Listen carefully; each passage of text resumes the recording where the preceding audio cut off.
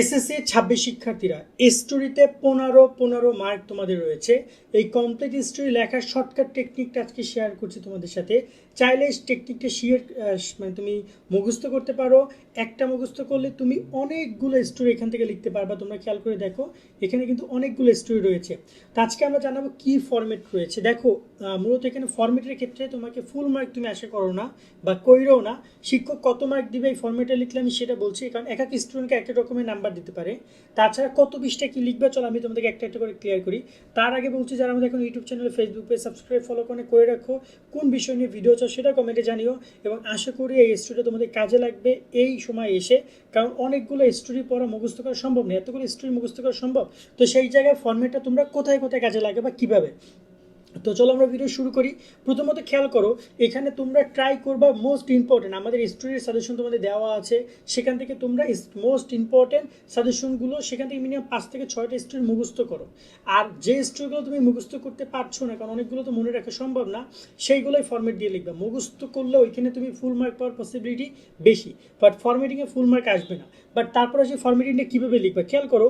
প্রথমে আসবে the story of story name, মানে তুমি এখানে স্টোরি নেমটা খুব সুন্দর করে লিখবা। স্টোরি নেমটা খুঁজে বের করবা, যেমন অনেস্ট উডকাটার এরকমের ভাবে। তোমাকে স্টোরি নেমটা কিন্তু দেওয়া থাকবে না, দেওয়া থাকবে জাস্ট কোশ্চেনে কিছু একটা অংশ।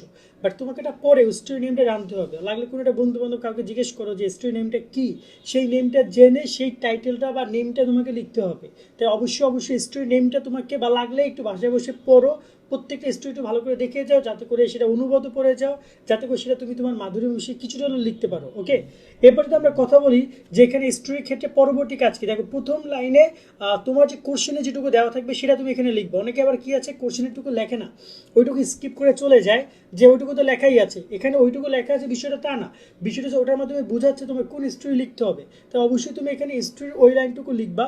দ্বিতীয়ত তোমাকে আমরা এই প্যারাটা লিখতে বলতেছি, দ্য ফলোইং থেকে শুরু করে এই পর্যন্ত তুমি এইটুকু লেখার ট্রাই করো। ওকে, এইটুকু যদি তুমি লিখতে পারো মোটামুটি কাজে দেখা যায় যে তোমার বেশ ভালো একটা স্টোরি হতে পারে। এবং এইটা কিন্তু বিশ্লেষণধর্মী স্টোরি, এটা ব্যাখ্যা। আমরা এটা ব্যাখ্যা দেখি, স্টোরি আসলে খুব বেশি ফরম্যাটে লেখা সম্ভব না, তবে ব্যাখ্যা আকারে কিছুটা উপস্থাপন করা যেতে পারে। তারপর আমি তোমাকে একটু পরে এক্সপ্লেন করছি। পরবর্তীতে তোমরা এইটুকু মুখস্থ করবা। এইখানে তোমরা দুইটা জায়গায় শুধুমাত্র স্টোরি নেমটা বসাবা, বাকি সব কিছু সেম থাকবে।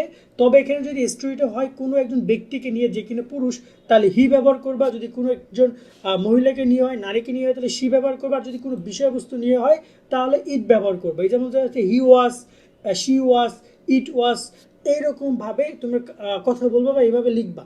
ওকে, আর বাকি সব কিছু সেম থাকবে। এবং মাঝখানে তোমরা এইটুকু লাইন তোমরা ট্রাই করতে পারো তোমাদের জায়গা থেকে স্টোরিটা নিজের মতো করে একটু লেখার। এখানে তোমরা যেটা নিজেদের মতো করে, যদি তোমার সম্ভব হয় স্টোরি সম্পর্কে কিছু জানা বোঝা, দেন তুমি চাইলে সেখানে লিখতে পারো এই লাইন। এবং সবার শেষে এই লাইনটুকুর মাধ্যমে তুমি ক্লোজ করতে পারো। সোভার একটা ব্যাখ্যা দ্বারা। এবং যদি আমি তোমাদেরকে এই যে দেখো, the history of an honest would কাটার, এইখানে দেখতে পাচ্ছ এইটুকু আসছে প্রশ্ন থেকে। এইটুকু কিন্তু আমরা পুরোপুরিভাবে লিখতে বলেছি, এবং শেষের টুকু তো তোমরা দেখতেই পাচ্ছ, এখানে কিন্তু টেক্সটটা লেখা নেই। তো এইটুকু লিখলে মোটামুটি যদি শিক্ষক যদি ধরি মিনিমাম 8, 10 বা 12 কোনো কোনো ক্ষেত্রে দিতেও পারে।